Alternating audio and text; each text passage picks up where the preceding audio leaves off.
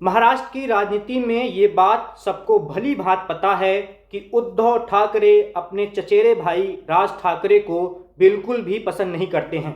उद्धव का मानना है कि राज ठाकरे की पार्टी महाराष्ट्र नवनिर्माण सेना की वजह से उनको काफ़ी नुकसान होता है।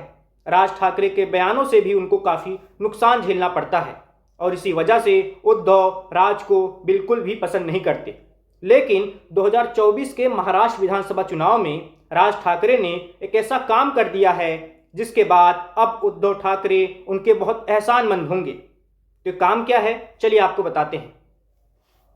तो महाराष्ट्र की एक विधानसभा सीट है, ये मुंबई में आती है, इसका नाम है वर्ली।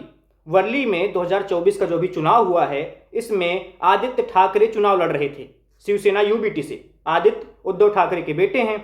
तो आदित्य का मुकाबला था एकनाथ शिंदे वाली शिवसेना से। उनके सामने थे मिलिंद देवड़ा जो काफ़ी कद्दावर राजनीतिक परिवार से आते हैं। कांटे की लड़ाई हुई और आदित्य ठाकरे सिर्फ 8,000 वोट से जीत पाए। लेकिन उनकी इस जीत में राज ठाकरे का बड़ा योगदान रहा, क्योंकि इस सीट पर राज ठाकरे की पार्टी एमएनएस के संदीप देशपांडे 19,000 वोट पाए। कहा गया कि राज ठाकरे की पार्टी ने एकनाथ शिंदे के वोटरों को काटा, यानी एकनाथ शिंदे के जो वोटर्स थे उनमें सेंध लगाई और इसी सेंध की वजह से आदित्य ठाकरे वर्ली की सीट निकाल पाए, नहीं तो उनका इस बार मामला फंसा हुआ था। और ये बात नतीजे आने के बाद मिलिंद देवड़ा ने भी कही। उन्होंने कहा कि पिछली बार की 67,000 की जीत इस बार सिर्फ 8,000 की रह गई।